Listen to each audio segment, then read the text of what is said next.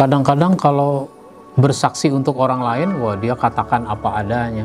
Tapi kalau terkait dengan dirinya, dia tidak mau mengatakan apa adanya.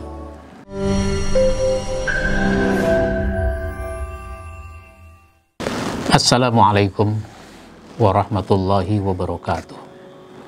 Alhamdulillahi rabbil alamin. Wassalatu wassalamu ala nabiyyina Muhammadin wa ala alihi wa ashabihi ajma'in. Amma ba'd.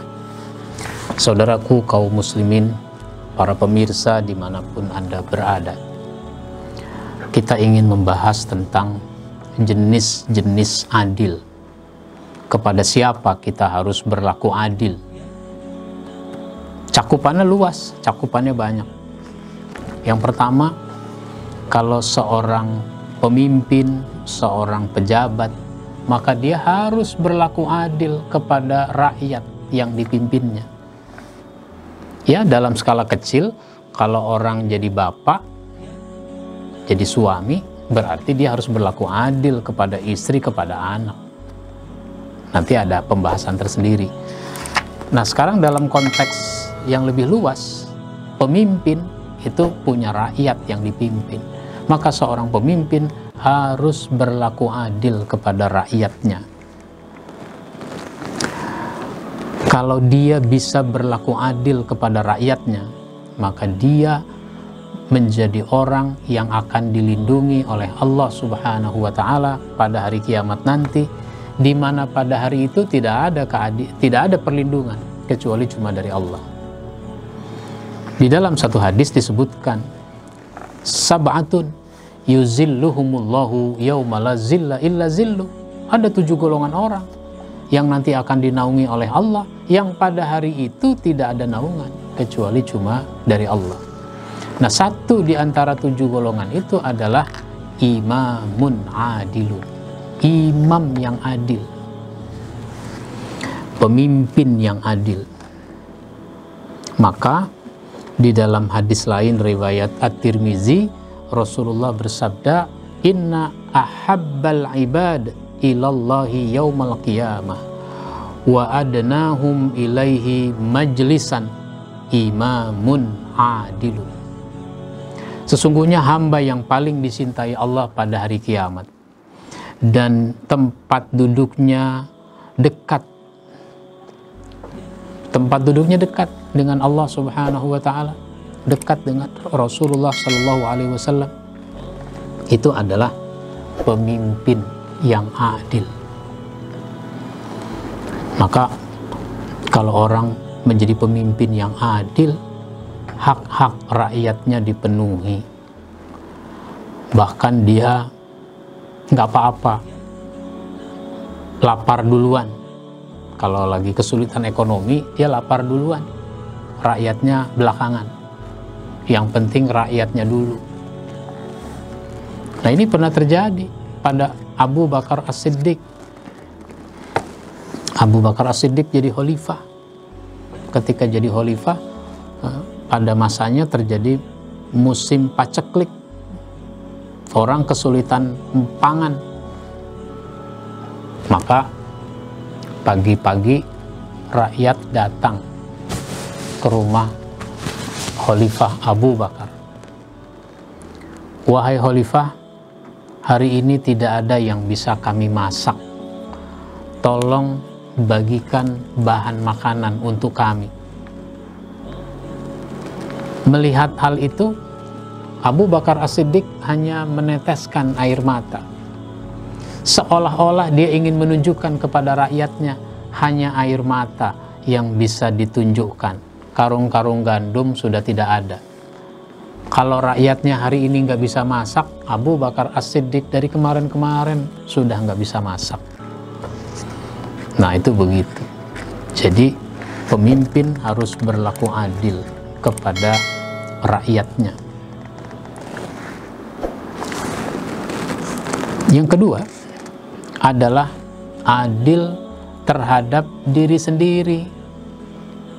Kita ini punya diri, maka kita harus berlaku adil kepada diri kita sendiri. Kalau kepada diri sendiri sudah nggak bisa berlaku adil, bagaimana kita bisa berlaku adil kepada orang lain? Ya misalnya kita ini kan punya kebutuhan, penuhi kebutuhan kita, karena itu hak diri kita. Butuh makan, butuh minum, penuhi. Makanya orang harus mencari nafkah biar bisa memenuhi kebutuhan dirinya, makan dan minum.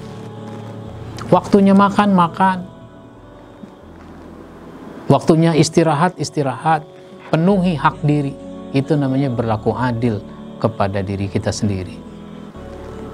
Diri kita juga punya kebutuhan untuk beribadah. Maka saatnya kita beribadah, penuhi kebutuhan ibadah. Diri kita juga membutuhkan ilmu, maka penuhi ilmu.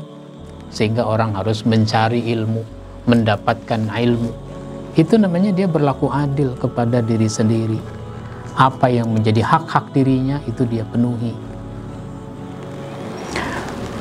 Allah Subhanahu wa ta'ala berfirman pada surat An-Nisa ayat 135. Ya ayyuhalladzina amanu qawwamina kunu qawwamina bil qisti syuhada'a lillah walau ala anfusikum awil walidaini wal aqrabin iyakun ghaniyan aw faqiran fallahu awla bihima fala tattabi'ul hawa an ta'dilu wa in talgu aw tu'ridu fa innallaha kana bima ta'maluna khabira.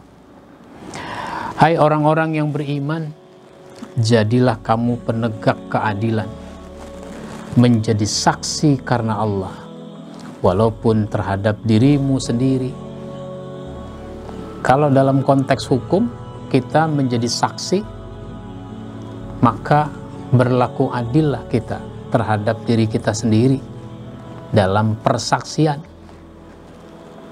Kadang-kadang kalau bersaksi untuk orang lain, wah dia katakan apa adanya.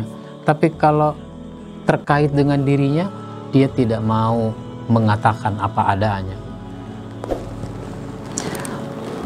Atau terhadap ibu bapak dan kaum kerabatmu. Kalau ibu bapak kita yang bersalah, kerabat kita yang bersalah, lalu kita tahu masalahnya dan kita diminta menjadi saksi, katakan apa adanya. Meskipun itu akan memberatkan hukuman keluarga kita sendiri.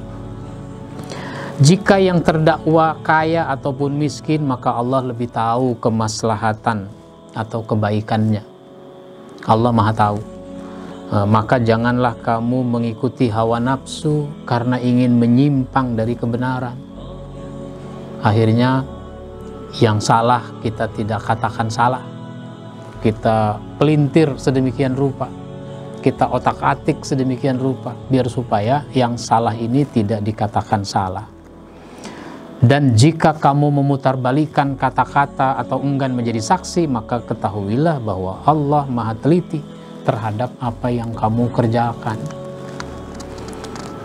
Nah, jadi kepada diri kita sendiri saja kita ini harus berlaku adil, termasuk dalam kaitan dengan hukum. Tapi banyak orang tidak bisa berlaku adil kalau sudah menyangkut dirinya. Dia tidak mau mengatakan apa adanya. Kenapa? Kalau dia mengatakan apa adanya, itu nanti dia akan mendapatkan hukuman yang berat. Itu yang dia tidak mau. Nah, terus sekalipun kita dibenci dengan keluarga kita sendiri, maka kalau kita harus katakan apa adanya, ya katakan. Termasuk dalam urusan perkawinan, dalam pernikahan. Misal kita punya saudara. Sebut saja misalnya, saya punya abang. Abang saya tidak punya anak.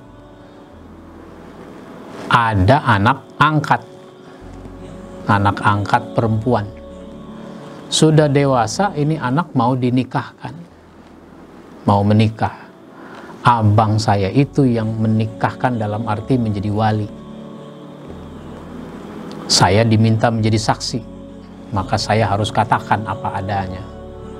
Pak penghulu, kalau abang saya ini yang menjadi wali atas pernikahan, setahu saya tidak boleh. Emang kenapa?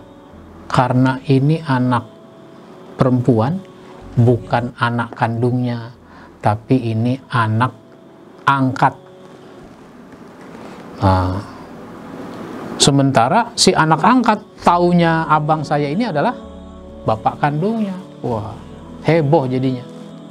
Ya, katakan apa adanya. Kira-kira begitu. Ini namanya adil terhadap diri sendiri. Insya Allah nanti kita sambung pada episode berikutnya. Wabillahi taufiq wal hidayah. Wassalamualaikum warahmatullahi wabarakatuh.